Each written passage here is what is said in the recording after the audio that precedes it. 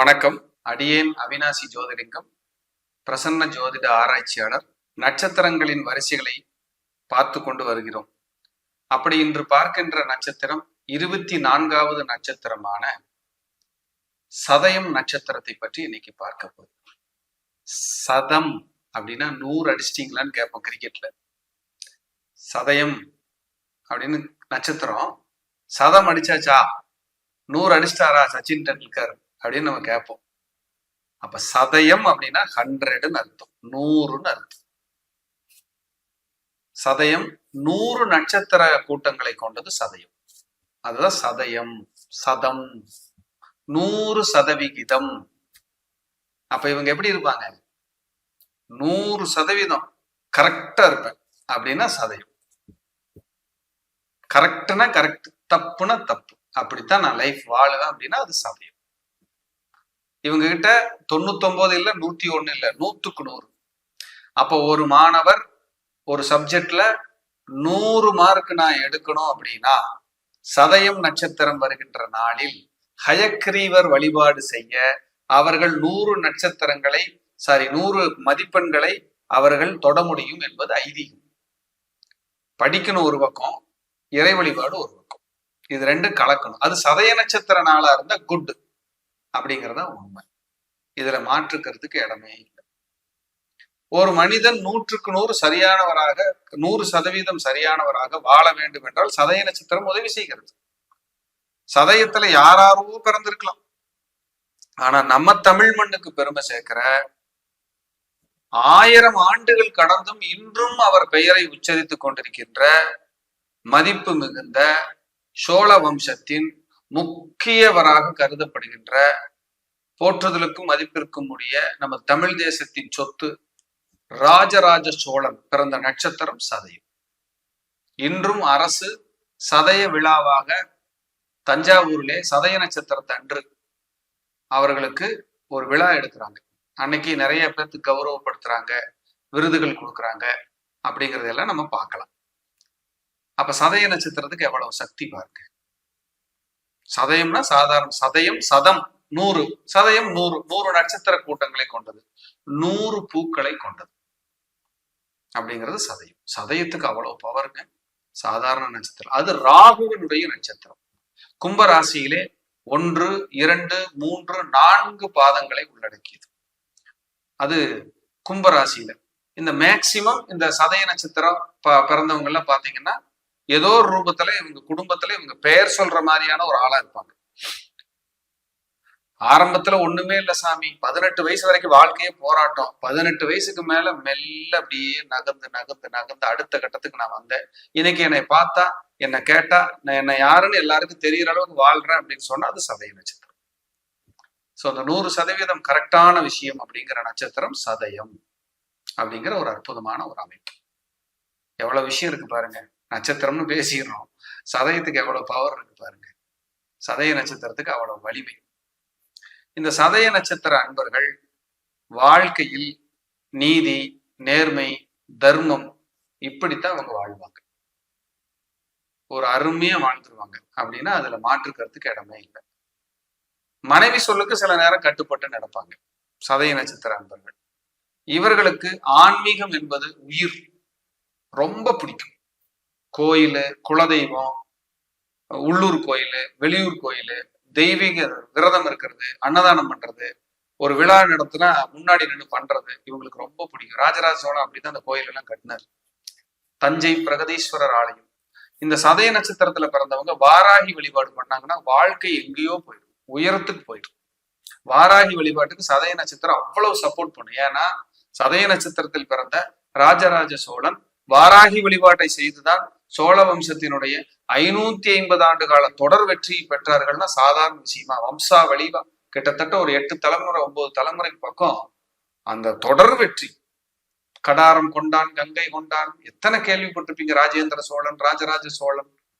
அந்த சோழ வம்சத்திற்கு ஒரு ஆற்றல் மிகுந்த ஒரு அன்னையாக அன்னை வாராகி அம்மன் இருக்கிறார். உடம்பே சிலுக்குது பாருங்க, அப்படி ஒரு ஆற்றல் அந்த வராகியினுடைய இது. அப்ப சதய நட்சத்திரத்தில் பிறந்த அன்பர்கள் வாராகி வழிபாடை மேற்கொண்டால் மிக மிக ஒரு உயரத்திற்கு, அற்புத உயரத்திற்கு அவர்கள் வருவார். அப்படின்னு மாற்றுக்கிறதுக்கு இடமே இல்லை. அதே போல சதய நட்சத்திரம் வந்து பெண் குதிரை. இப்ப ஏதோ ஒண்ணு ஓடிக்கிட்டே இருப்பாங்க, சும்மா இருக்க மாட்டாங்க. அது அந்த வேலை இருக்கு, இந்த வேலை இருக்குன்னு வருவாங்க போவாங்கன்னு ஒரு ஓட்டம் இருந்துகிட்டே இருக்கும். சதய நட்சத்திரத்துல பிறந்தவங்க சும்மா மட்டும் இருக்க மாட்டாங்க அப்படிங்கறது ஒரு இது. அண்டங்காக்கை பறவையில, அண்டங்காக்கை பறவையில. அப்ப வந்து பாத்தீங்கன்னா பித்திருகளுக்கு வந்து உணவு வைக்கும் போது அண்டங்காக்கை வந்து எடுத்துச்சுன்னா அவர்களே வந்து எடுத்தாங்கங்கிற ஒரு ஐதீகம் இருக்கு நம்ம தமிழர் மரபுல. அப்போ நீங்க ஒரு சதய நட்சத்திரம் வர அன்னைக்கு உங்க முன்னோர்களை நினைச்சு உங்க இல்லத்துல வீட்டுக்கு மேல ஒரு வாழை இலையில ஏதாவது ஒரு சின்ன உணவு, ஒரு தயிர் சாதம், கொஞ்சம் எள் போட்டு மானசீகமா வழிபட்டு வச்சீங்கன்னா ஒரு அண்டங்காக்கை வந்து அதை எடுத்துருச்சுன்னா உங்களுக்கு அவங்க ஆசீர்வாதம் பரிபூர்ணமா கிடைச்சிடும். சார் அப்படி எடுக்கலைன்னா பரவாயில்ல, ஆனா ஆசீர்வாதம் ஜென்ரலா கிடைச்சிடும் அப்படின்னு அது மாற்றுக்கிறதுக்கு இடமே இல்லை. அதே போல கடம்பு மரம், கடம்பு மரம் அப்படிங்கிறது மரம், மரத்துல கடம்பு மரம், ஸ்தல விருட்சமா இருக்கிற கடம்பு மரம் எங்க இருக்கோ அங்க எல்லாம் போய் இவர்கள் வழிபாடு செய்ய சிறப்பு, ரொம்ப நல்லா இருக்கும். கடம்பு மரம், கடம்பவனநாதர்னே இருக்காரு, கடம்பவனநாதர்னே இருக்காரு சாமி.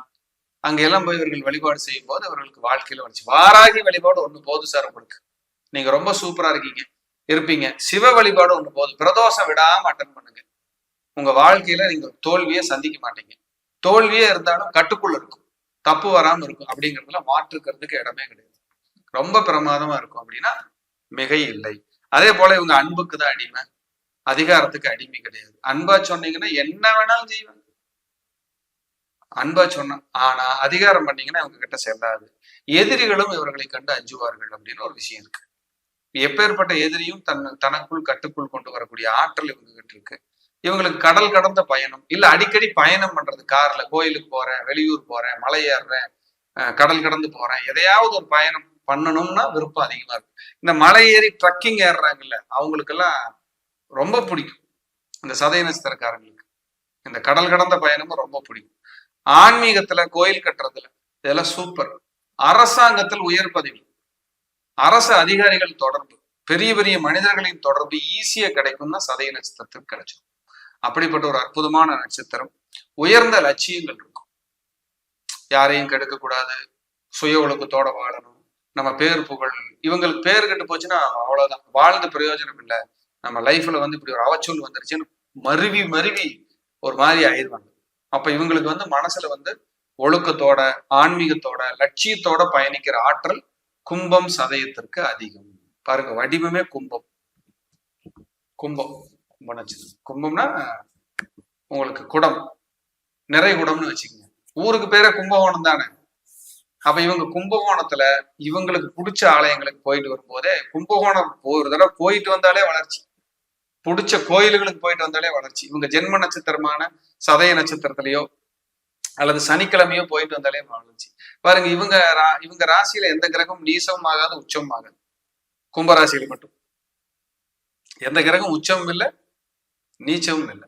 சனி அங்க மூல திரிக்கோணம், அப்ப உழைப்புக்கு முக்கியத்துவம் கொடுக்குறாங்க, தெய்வ பலத்துக்கு முக்கியத்துவம் கொடுக்குறாங்க. ஏமாத்துனா பிடிக்காது, உண்மையா இருந்தாங்கன்னா நிறைய செய்வாங்க.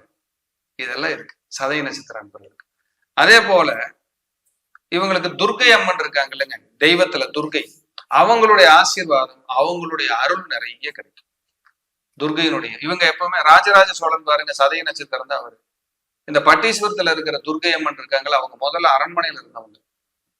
இப்பதான் எங்க கொண்டு வந்து சமீபமா கொஞ்சம் காலம், கொஞ்சம் இல்ல ரொம்ப வருஷம் ஆச்சு, சமீபமா வச்சிருக்காங்க. வச்சு அந்த தெய்வத்தினுடைய இதே பாருங்க ஒரு ஸ்டெப் முன்னாடி இருக்கிற மாதிரி இருக்கும். வெற்றியின் தேவதையாக, அதிர்ஷ்டத்தின் தெய்வமாக, வெற்றியின் தெய்வமாக பட்டீஸ்வரம் துர்க்கை கருதப்படுது. பட்டீஸ்வரம் துர்க்கைக்கு அவ்வளவு ஆற்றல், அவ்வளவு பவர். அப்ப துர்க்கையினுடைய ஆசீர்வாதத்தை, அருளை இயற்கையாக பெற்றவர்கள் கும்பராசி அன்பர்கள். சட்டதிட்டங்களுக்கு உட்பட்டு நடக்க வேண்டும் என்பதிலே தீவிரமாக பற்றுடையவர்கள். உதவி செய்யும் நட்சத்திரம்னா அவங்களுக்கு கும்பம். ஏதாவது ஒரு சின்ன சின்ன உதவி, அன்னதானத்துக்கு கொடுத்தேன், நம்பணுங்களுக்கு கொடுத்தேன், எதையாவது ஒன்று செஞ்சுக்கிட்டு இருக்கேன் சார் அப்படின்னா அது கும்பராசி சதய நட்சத்திரம். அதே போல ரொம்ப வயசுக்கு மூத்தவங்க, பெரியவங்க இருக்காங்க, அவங்க வந்து இவங்களுக்கு ஏதாவது அட்வைஸ் பண்றாங்கன்னா கேட்பாங்க.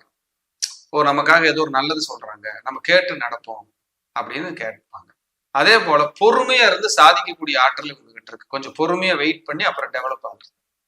பொறுமையா இவங்களுக்கு எல்லாமே பாருங்க காலம் கடந்துதான் நடக்கும், உடனே கொடுக்காது. அதே போல குழந்தைகளால் மன உளைச்சல் அடையிறது இவங்கதான். இவங்களுக்கு பிறக்கிற குழந்தைங்க இவங்களை விட அவங்க ஒரு படி மேல வருவாங்க. ஏன்னா தந்தை ராஜராஜ சோழனை விட மகன் ராஜேந்திர சோழன் அந்த கோயிலை கட்டி ஒரு உயரத்துக்கு வந்தாரா இல்லையா? அதான் லாஜிக். லாஜிக் அங்கிருந்து எடுக்கணும் நட்சத்திரத்துக்கு.